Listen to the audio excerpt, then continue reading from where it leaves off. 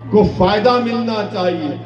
मजलिस आपके सामने आकर ये कहती है कि आप साबिर काबुली वाला को सिर्फ एमएलए नहीं बना रहे, बल्कि आपको ताकतवर होना है। लोग वोट डालकर नेता को मोटा बना देते हैं और वो नेता जीतकर जनता को और कमजोर कर देता है।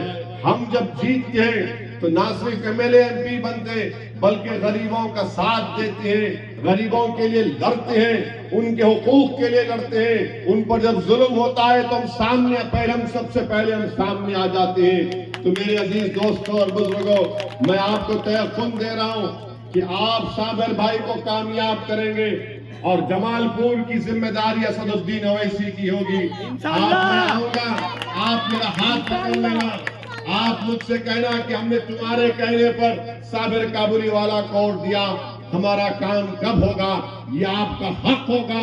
और मैं फख्र महसूस करूंगा कि मैं यहाँ पर आपके दरमियान में रहकर आपकी डेवलपमेंट के लिए, आपके इंसाफ के लिए हम काम करेंगे।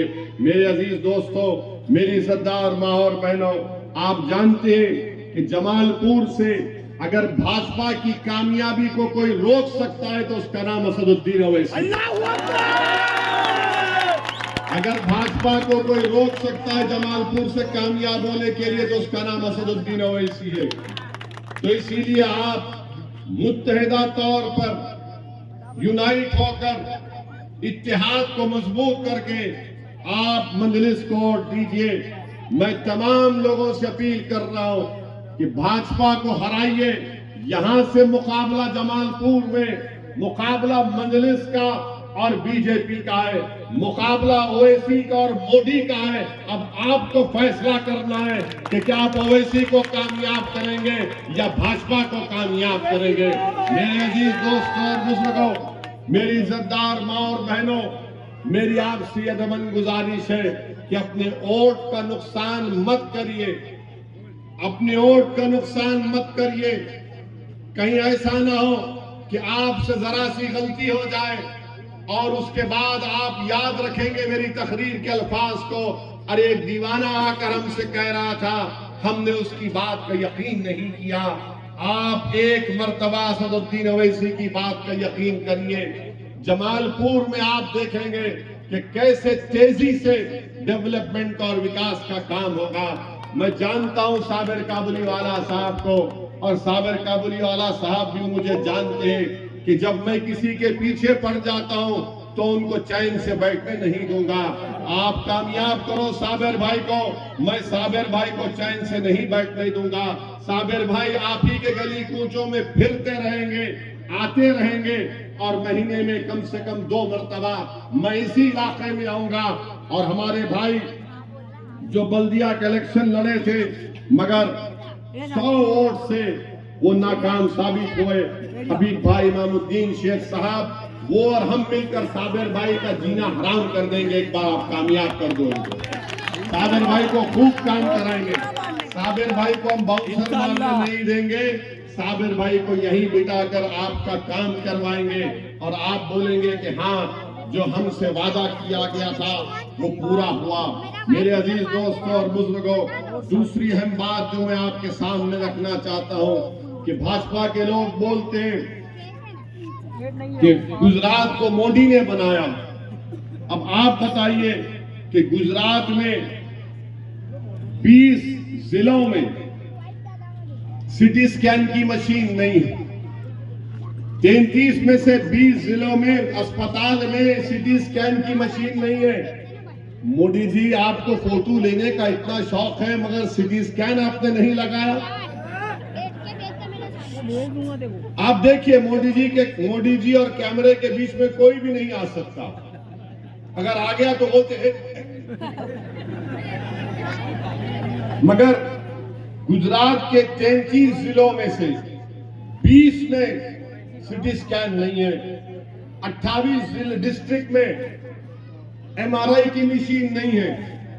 अगर ये मशीन होती तो कोविड में जो लोग मर गए बच जाते थे। कोविड में जो लोग मर गए इसीलिए मर गए कि सिटी स्कैन अगर करते तो मालूम होता है कि उनके लंग्स, उनके फेफड़े कितने खराब हो चुके हैं।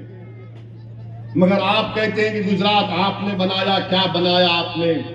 आपको मालूम गुजरात में सुपर स्पेशलिटी डॉक्टर्स होते हैं 1390 उसकी जरूरत है सुपर स्पेशलिटी डॉक्टर की।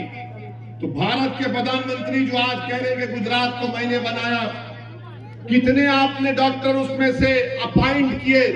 1390 में से सिर्फ 13 काम कर रहे हैं। सुपर स्पेशलिटी के डॉक्टर अगर रहेंगे ये गवर्नमेंट के अस्पतालों में तो गरीब का फायदा होगा। गुजरात को भाजपा कहती है कि मोदी ने बनाया। आपको मालूम कि मोदी की हुकूमत खुद कहती है कि अगर कोई गरीब गवर्नमेंट के अस्पताल में जाता है तो सबसे ज्यादा उसकी जेब से जो पैसा खर्चता है उसमें गुजरात का नंबर आता है। प्राइवेट दवाखाने में नहीं, गवर्नमेंट के दवाखाने में जाता है तो आउट ऑफ पॉकेट एक्सपेंडिचर उसका सबसे ज्यादा हो जाता है। आप बताइए फिर कौन सा विकास गुजरात में हुआ है? भाजपा वाले कितना झूठ बोलेंगे। मैं ये डेटा दे रहा हूं, अगर कोई इनकार करेगा तो बताओ, वक्त बताओ, बैठकर 10-10 मिनट बात कर लेंगे। तुम 5 मिनट में अपनी चप्पल बगल में रख के भाग जाओगे। आपने क्या किया गरीबों के लिए? आपने गरीबों के लिए कुछ नहीं किया और बड़ा बड़ा भाषण देते, लंबा लंबा छोड़ते, हमने ऐसा कर दिया, हमने वो कर दिया। क्या किया आपने बताओ? यहां पर साफ पीने का पानी नहीं है। 27 साल में तुमने पीने का पानी साफ नहीं दिलाया यहां पर पीने के लिए। स्कूल नहीं है, ड्रेनेज लाइन नहीं है। क्यों नहीं है? अगर दूसरे इलाकों में अगर आता है तो इस बस्ती में क्यों नहीं आता? क्या इस बस्ती में बसने वाले अगर गरीब है, मजलूम है, मुसलमान है, दलित है तो उसको नजरअंदाज करके रख दिया जाएगा? और सिर्फ दौलतमंदों के इलाकों में काम होगा, गरीबों के इलाके में काम नहीं होगा।